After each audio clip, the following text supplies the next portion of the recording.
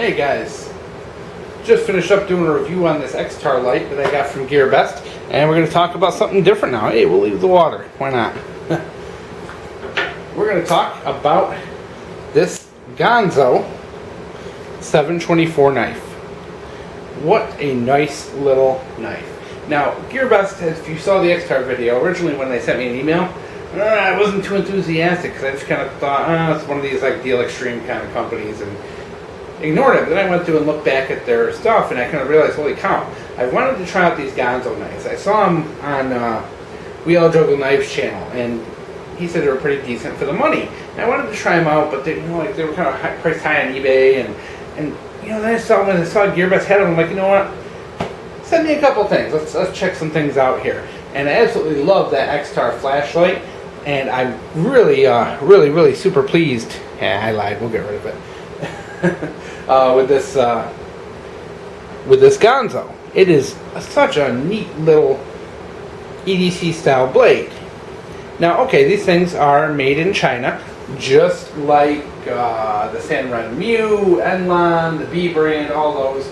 They're Chinese made, and you typically can't find them here in America in brick and mortar stores. And the reason for that is honestly, they kind of steal a couple patents.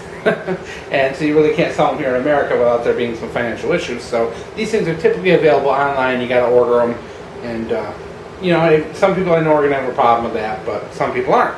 So if you're looking for an inexpensive, decent EDC folder, these Ganzos are a good choice. Like I said, they're very similar in quality to Enlon B. Your Chinese-made Spydercos, Chinese-made Kershaws, very similar in quality to those, which is really cool because some of these on their website are like under $10.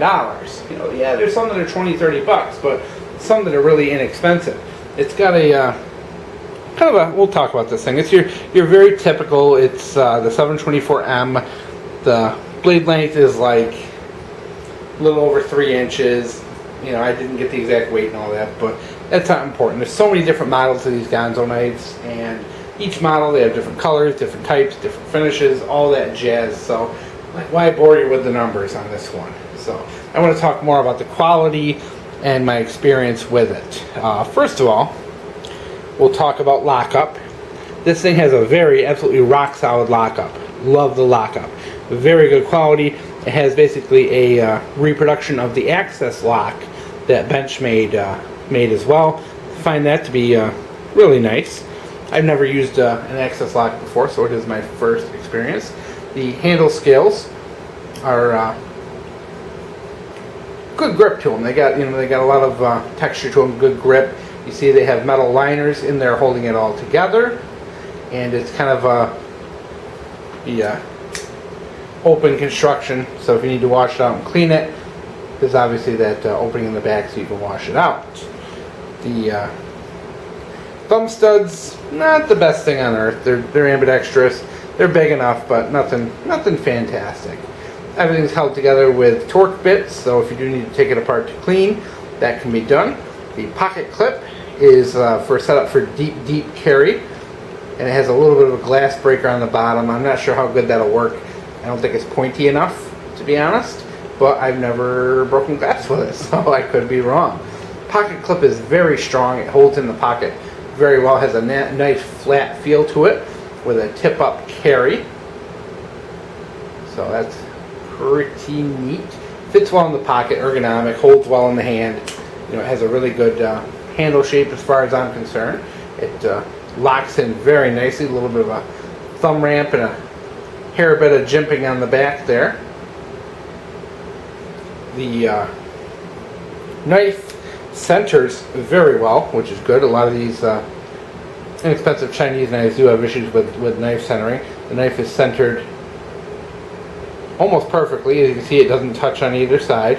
There's equal amount of space between the liners.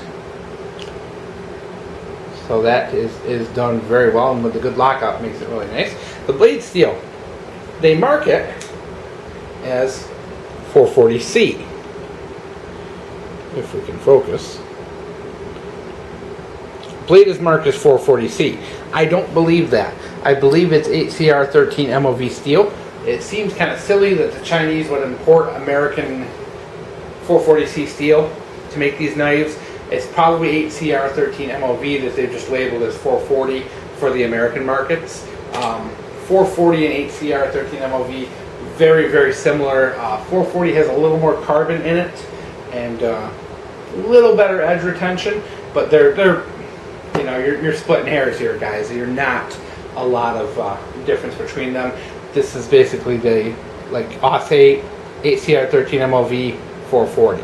That's kind of how I see it, my opinion kind of thing. Yeah, like I said, the fit and finish is real nice on this. It's got that real nice kind of polished blade on it. I really wish companies would get back to engraving on their knives, not just doing this like laser etching.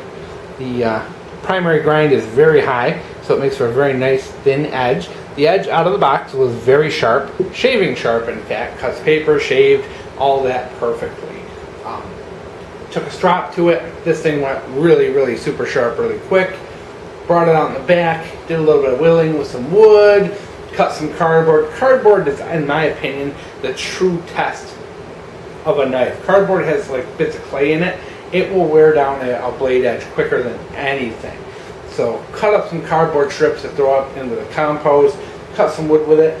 It still was shaving hair off my arm. It was pulling, you know, it wasn't as smooth as it was when I first got it, but the edge retention pretty good. You know, if you're bringing this around daily use, this is something that's not going to get dull, you know, under normal everyday use. Well, if you're a heavy user, you know, if you're cutting boxes all day, this will probably be dull by the end of the day, but overall this thing held its edge, you know, just as good as your Spyderco Tenacious, just as good as that Chinese made Kershaw. The quality on that, very similar edge, you know, can't complain at all.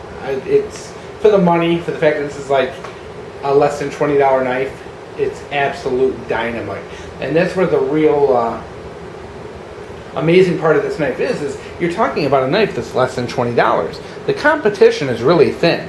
As a matter of fact, most of your competition under $20 are going to be things like the CRKT Pizzoda and a few others. They're good knives and all, but you know that CRKT Pizzoda, it's very soft steel. That steel just dulls so quick. Same thing like Kershaw Chill. You can get those for 18, 19 bucks. Same thing.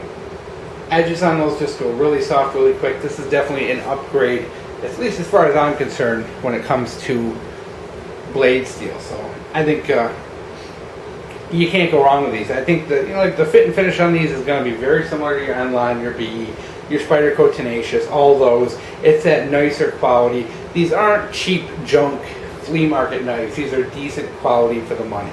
You know, they're assembled in China. They're sent here. They can do it inexpensively. You know, if you want a cheap, inexpensive knife to carry all days, these are a great option. And I know they borrow a lot of designs and a lot of things from popular knives. So a lot of people do like them because they can kind of try before they buy some of the more expensive American-made knives. Because I know some of the designs are a little borrowed. But that's fine. You know, for me, I think it's awesome because, you know, I can try something like this, and I can try out the access lock and see if I like it. If I really like it, you know, I can consider buying that Benchmade down the line and know what I like and what I don't like about it. So I think that's kind of neat. A lot of people hate it, say, oh, just save them by the Benchmade. But, you know, I like to try before I buy kind of guy, and this gives you a good opportunity. And plus, these are great little pocket knives, guys. They're great in the pocket. They fit in the pocket. You know, you can keep it in your car. You can keep them in your survival bags, your get home bags, whatever, because they're inexpensive, and you don't have to worry about destroying them or losing them. You know, because they are. They're good quality for the money, and they're not rare or anything like that. So you can really do a lot with these for a little bit. So I hope you guys enjoyed. They're a great option out there, and gearbest.com is really nice enough to send them to me, which is really awesome because I've been looking to get into this line for quite a while, and I'm very glad that they did. I think these X-Tar flashlights and the Ganzo knives are a really good value.